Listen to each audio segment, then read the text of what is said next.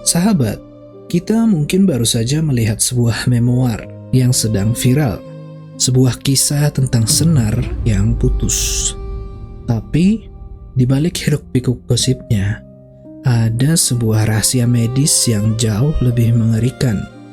Sebuah fenomena yang tidak melibatkan jeruji besi, melainkan pembajakan sirkuit saraf manusia secara sistematis. Banyak dari kita mungkin bertanya-tanya, kenapa dia nggak lari? Kenapa baru bicara sekarang? Hari ini, kita nggak akan bicara soal drama artis.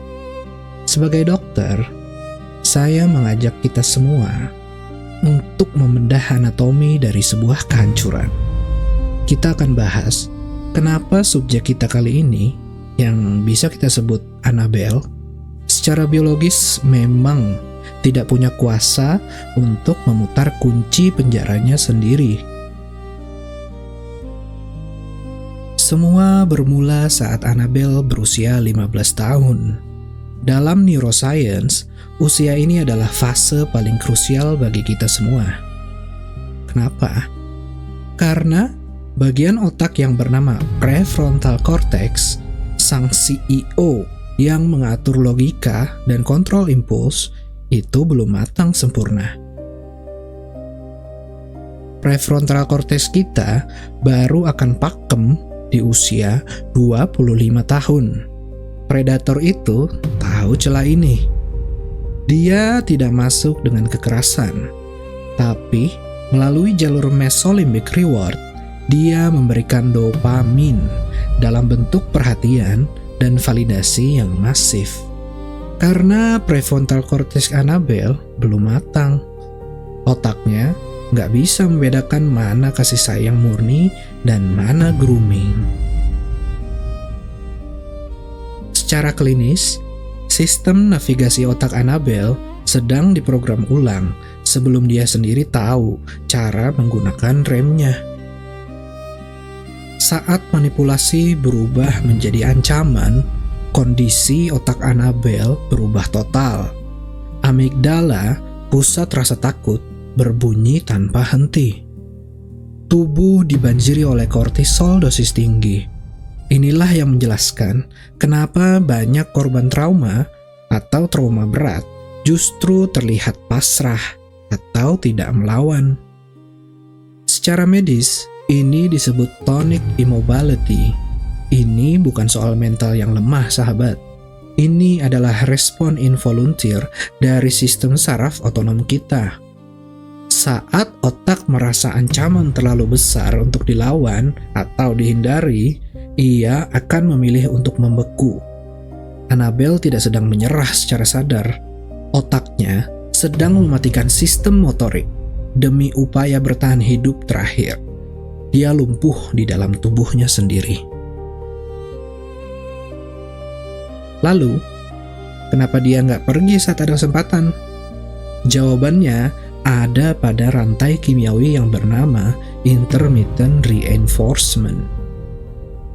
Predator menggunakan teknik hadiah dan hukuman secara acak. Setelah disiksa, Annabelle diberikan cinta. Setelah dihancurkan, dia dipuja. Pola acak ini menciptakan adiksi dopamin yang jauh lebih kuat daripada ketergantungan narkoba jenis apapun. Annabelle terjebak dalam trauma bonding.